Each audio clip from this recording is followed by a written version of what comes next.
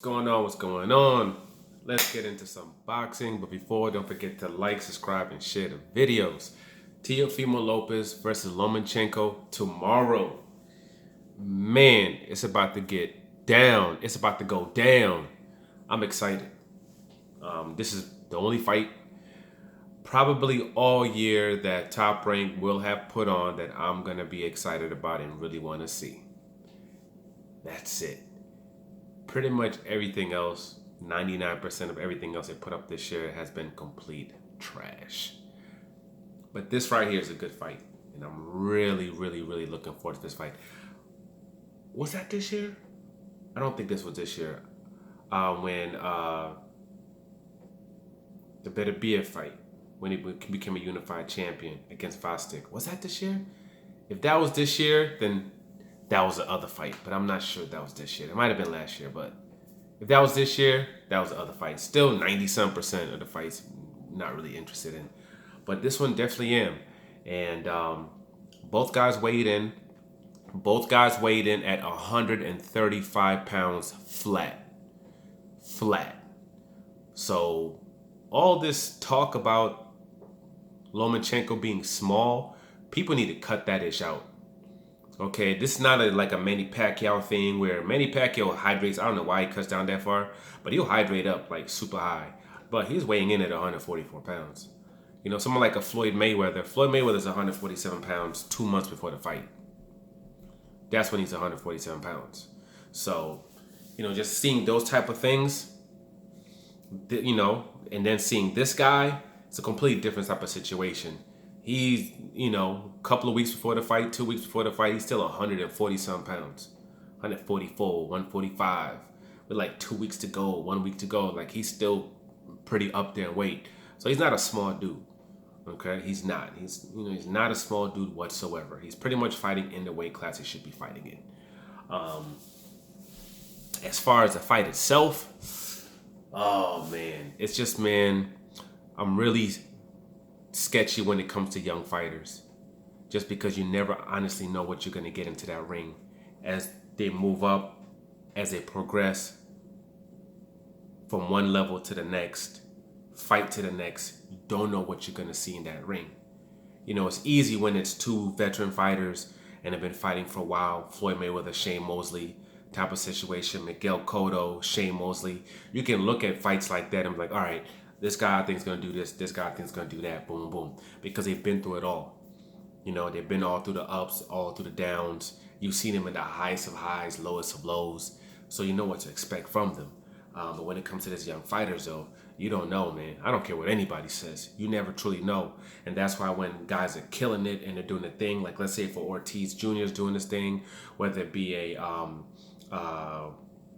whoever else, others that are continuously doing Shakur Stevenson, how he's doing his thing, Ennis, how he's doing his thing, all these young guys, and people want to praise them, but it's like, people want to say, oh, Devin Haney, he's the best at 135. I don't know that. You never truly know what these guys are until they get into those situations and they step up that level of competition. That's when you see where they are.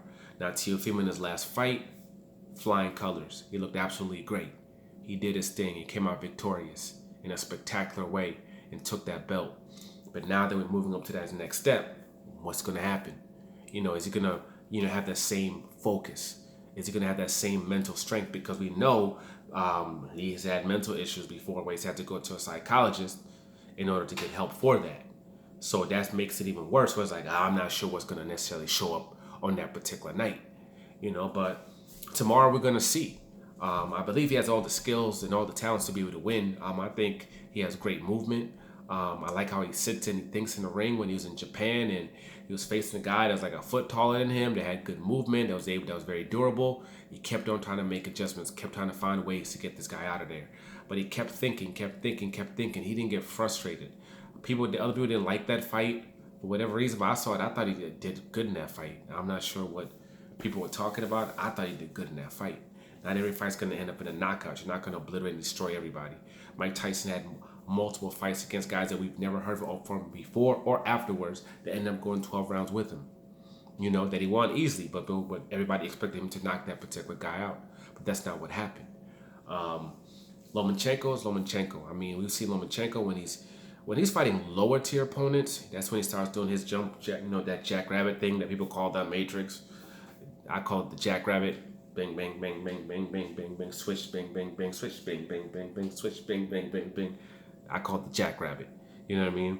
He does all that stuff, but whenever he faces a serious opponent that really has some skills that can make him pay for doing that stuff, he stops doing that stuff.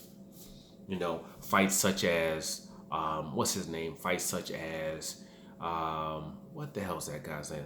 Salido in a fight that he lost. A fight such as Gary Russell. Even with the likes of Pedraza and the Campbells, he didn't really do that stuff because there could be consequences for you doing that stuff. So in this particular fight, I don't expect to see all that going on.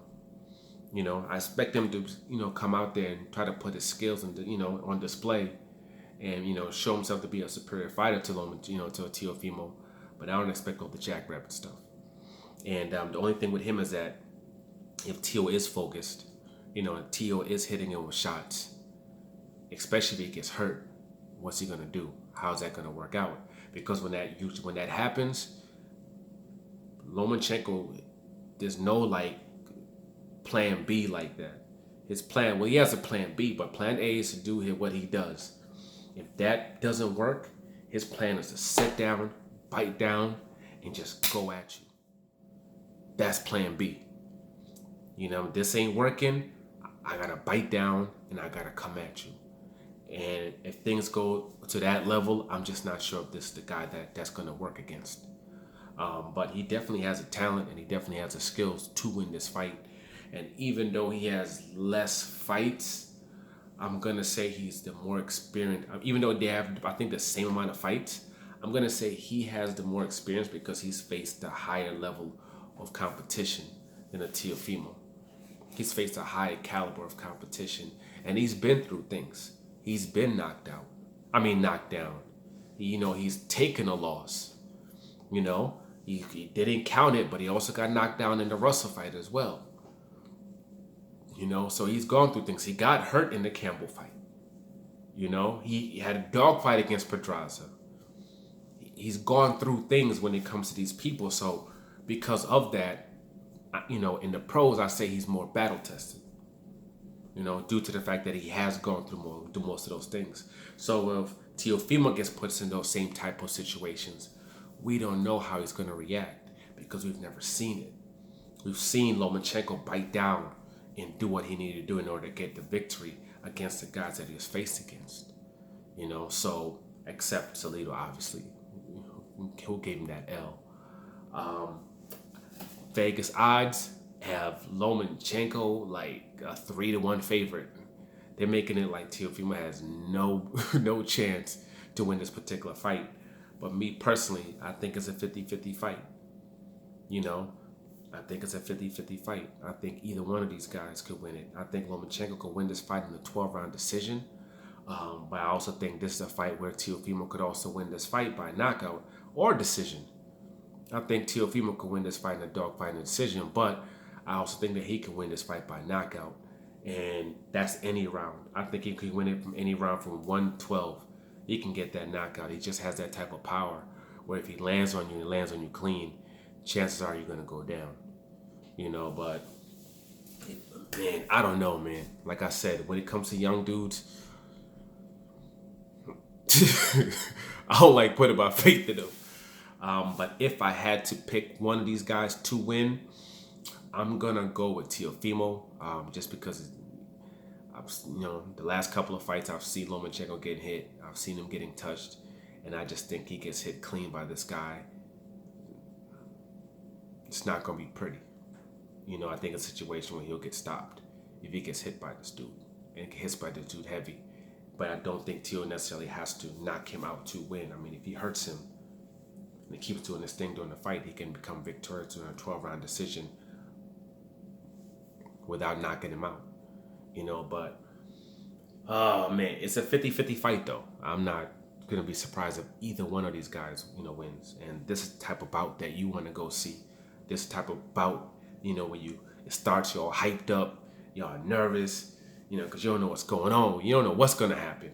You know, this was kind of like the Charlo versus Rosario. That's what made that fight so good. That's what made the Charlo versus Derevyanchenko so good, because you didn't necessarily know what was going to happen. You know, especially with Derevyanchenko's performance against Gennady Golovkin, who most people think he beat Gennady Golovkin. So you didn't know. You didn't know. But if I had to pick one, I'm going to go with Tia on this one, you know. But you're talking like this. Like this. That's what I got him. I got Tia right there. Nothing crazy. Ain't none of this.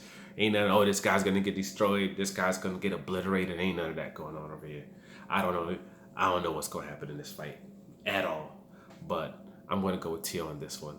I'm going to believe that mentally he's going to be there in this fight. If he's not, it's going to be ugly. It's going to be real ugly. If he's mentally checks out and it's not there the way it needs to be, it's going to be ugly. Oh my gosh. Loma's going to beat the brakes off that boy if he's not there mentally straight. So I'm having my faith in them. They're going to be there mentally straight. But regardless of who wins, I expect a great fight. And I'm hyped, you know. So until tomorrow, man. Like, subscribe, share. I'm out.